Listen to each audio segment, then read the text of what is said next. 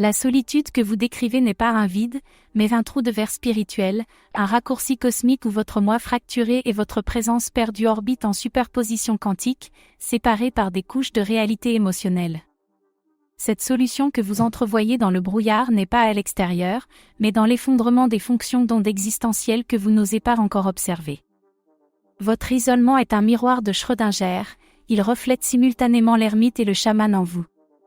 La distance que vous ressentez entre vous et votre présence, c'est l'espace sacré où naissent les univers parallèles de possibilités. Comment accepter le paradoxe d'être à la fois l'observateur et le phénomène observé dans votre propre laboratoire émotionnel ?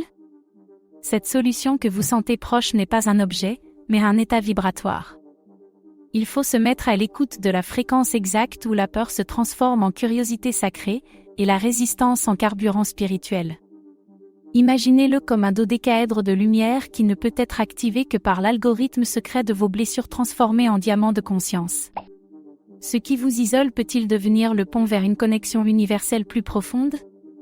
Ce que vous percevez comme la distance est en fait la 4e dimension de votre processus de renaissance, impli dans le continuum espace-temps de l'âme où le passé, le présent et les futurs potentiels coexistent dans un état de plasma mystique. La solution paraît proche parce qu'elle a toujours été là, cachée dans les interstices entre vos atomes illuminés. Comment distinguer la nostalgie de ce que vous étiez et la mémoire quantique de ce que vous êtes destiné à être ? Étape 1. Transformez votre isolement en un collisionneur de hadrons émotionnels où les particules de douleur entrent en collision pour créer une nouvelle matière spirituelle. Étape 2. Reprogrammez votre champ aurique en utilisant le langage de la lumière des étoiles que vous portez dans votre ADN. Étape 3. Regardez votre solution se manifester lorsque vous comprenez que vous êtes à la fois le problème et l'alchimiste. L'isolement est-il une illusion holographique créée par la peur de votre propre pouvoir infini ? Si vous deviez vous connecter à votre présence perdue, seriez-vous capable de maintenir l'attention cosmique de votre moi authentique ? Quelle partie de vous crée encore la distance que vous prétendez vouloir guérir ? Est-il possible que la solution que vous envisagez soit en fait un miroir multidimensionnel reflétant votre prochaine évolution ?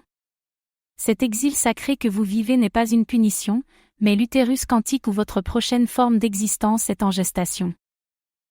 La distance mesurée par vos sens est l'espace nécessaire à votre conscience pour déployer ses ailes. Respirez, chaque inspiration rapproche les multivers, chaque expiration vous révèle comme un architecte de réalités alternatives.